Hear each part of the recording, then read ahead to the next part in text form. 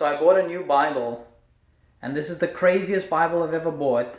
So I'm really excited to show it to you. This is the Bible, okay? This is a facsimile of a first edition King James Bible. Now, first of all, look at how gigantic this thing is right here. My hand, okay? I feel like the best way for me to show you how huge this thing is to show you my head next to it. It is absolutely immense.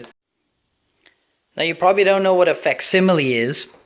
And what a facsimile is, it's basically like a replica of an original, okay? So the original King James Bible, this, as you can see on the side here, is King James 1611. That's when the first King James Bible came out.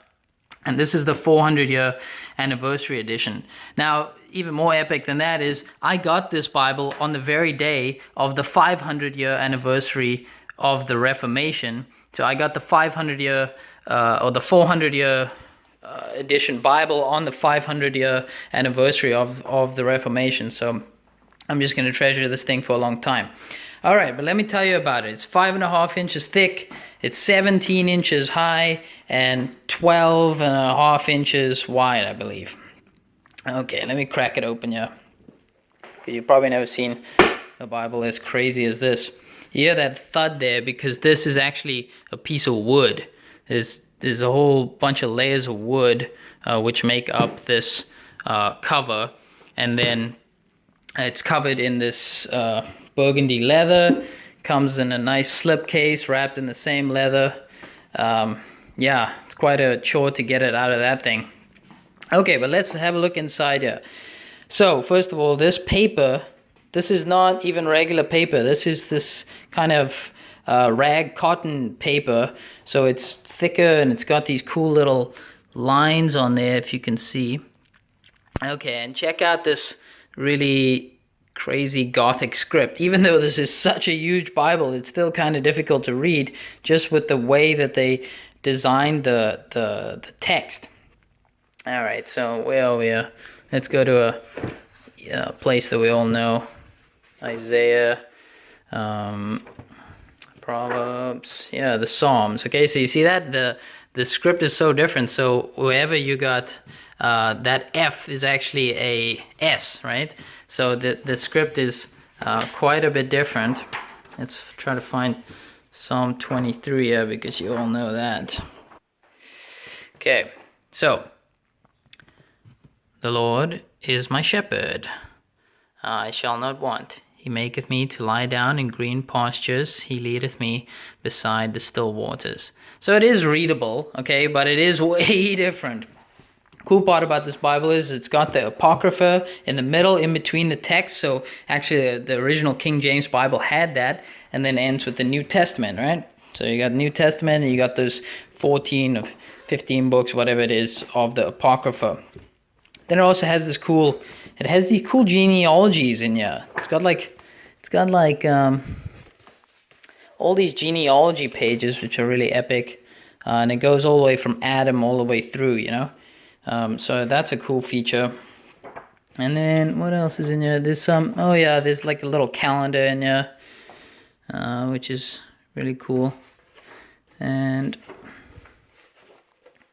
this is the famous, I'll go to the start of it, the translators to the readers. Okay, so this is a very famous little section here. This is the King James translators writing to the reader, just explaining this Bible. And then also this cool letter to King James himself, to the most high and mighty Prince James, by the grace of God, King of Great Britain, France, and Ireland, defender of the faith. So, yeah, that's, you can see how highly they spoke of King James, just because he is obviously the royal who commissioned this Bible.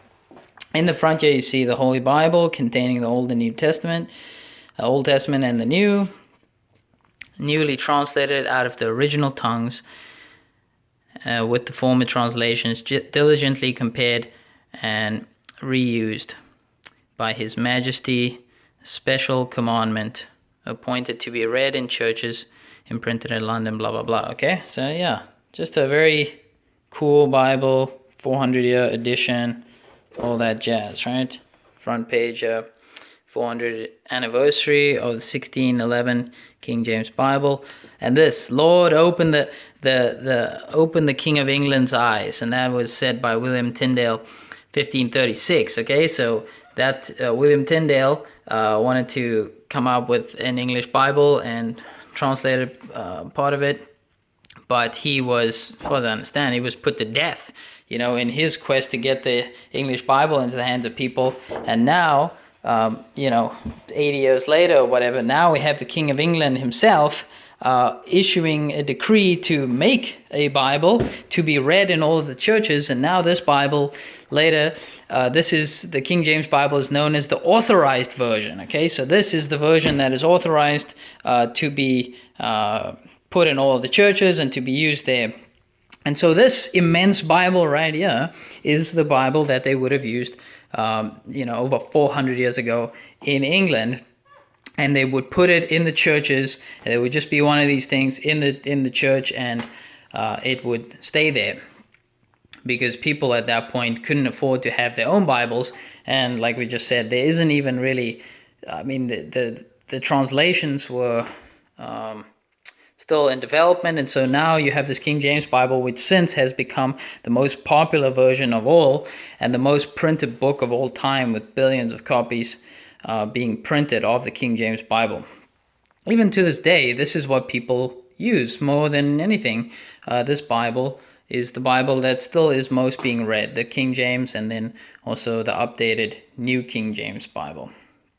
There are a few. This Bible is made by a place called Great Sight. That's where you can find it. And there are three versions. There's like a smaller version than this that's really cheap, and then there's this one which is going to set you back, you know, a bit more. And then there's like a super high-end version which comes with you know, just a different kind of leather and a really nice raised spine. So that is, if you have a ton of money kicking around, you want to get that one. But it's the same on the inside and the size and everything else. So yeah, just an epic Bible. I don't even know. I mean, where do I put this thing? I kind of have it on my desk. It takes up most of my desk, and I guess we could throw it on a coffee table or whatever. But yeah, this is just the coolest Bible I've ever owned, and yeah, I've been trying to read it, but the script is a little tough, but it definitely is readable. The King James Bible is actually the first Bible when I became a Christian. I read the King James Bible through cover to cover, so I am familiar with it. Oh, but last thing I'll say is this. So this is a 1611 King James, okay? So for all you King James only nuts out there, that's fine that you're reading King James Bible. It's a good Bible.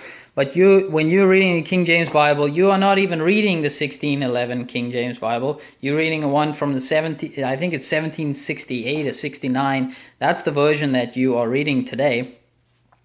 You know, so please don't get superstitious about your Bible translations. These things are translations of the Greek text, and even those Greek texts themselves are a compilation of a whole bunch of manuscripts. So this is an excellent translation, but even in the last 400 years, we have discovered a few things. We found many, many more manuscripts, and so the modern translations are actually superior to the King James Bible, not because of its better work of translation, but we simply have better manuscripts to work from, and so we have more to compare it with, and able to determine what is the original text. Okay, so that's your little review of this first edition facsimile version of the King James Bible.